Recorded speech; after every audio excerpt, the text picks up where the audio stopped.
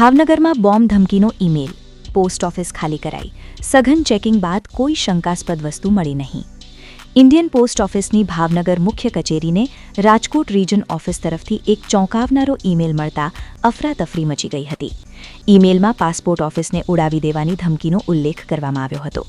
જો કે કઈ પાસપોર્ટ ઓફિસને નિશાન બનાવાઈ છે તે અંગે કોઈ સ્પષ્ટતા કરવામાં આવી ન હતી. ધમકીના પગલે તાત્કાલિક સાવચેતીના પગલાં લેવામાં આવ્યા હતા. Bhavnagar head post office, divisional office અને પાસપોર્ટ ઓફિસમાંથી તમામ સ્ટાફ અને નાગરિકોને સુરક્ષિત રીતે બહાર નીકાળવામાં આવ્યા. સાથે જ પોલીસ અને ફાયર વિભાગને જાણ કરવામાં આવી. થોડી જ વારમાં dog squad, bomb disposal squad અને ફાયર વિભાગનો કાફલો જિલ્લા પોસ્ટ ઓફિસ ખાતે પહોંચી ગયો હતો.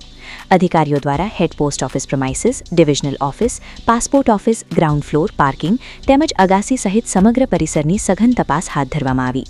વિસ્તૃત ચકાસણી બાદ કોઈપણ શંકાસ્પદ અથવા વાંધાજનક વસ્તુ મળી આવી ન હોવાથી અધિકારીઓએ રાહતનો શ્વાસ લીધો હતો.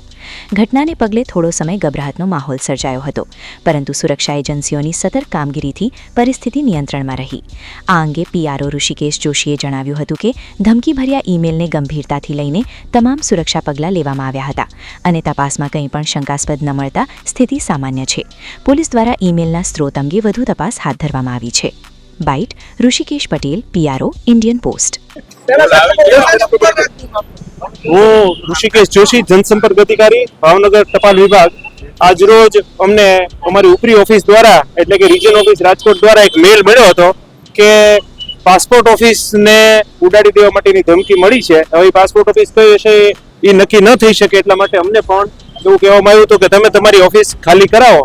એટલે અહીંયા જે સામેની ઓફિસ છે, ડિવિઝનલ ઓફિસમાં નીચે પાસપોર્ટ ઓફિસ કાર્યરત છે, ત્યાં અને હેડ પોસ્ટ ઓફિસમાંથી તમામ લોકોને સુરક્ષિત રીતે બહાર કાઢવામાં આવ્યા છે. જેવો અમને ઈમેલ મળ્યો એટલે તરત ને તરત અમે પોલીસને અને ફાયર વિભાગને જાણ કરી હતી અને ખૂબ જ ટૂંકા સમયમાં એ બંને કાર્યાલય તરફથી એક્શન લેવામાં આવ્યા. ડોગ સ્ક્વોડ અને બોમ્બ ડિસ્પોઝલ સ્ક્વોડ અને ફાયર વાળા તમામ લોકો આવી ગયા હતા.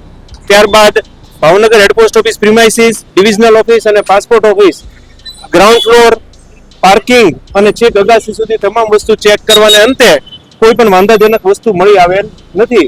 એટલે આ સર્ચ પૂર્ણ થયાને અંતે આપણે એવું કહી શકીએ કે એ થ્રેટમાં ભાવનગર પોસ્ટ ઓફિસને કોઈ નુકસાન થઈ શકે એવું લાગતું નથી.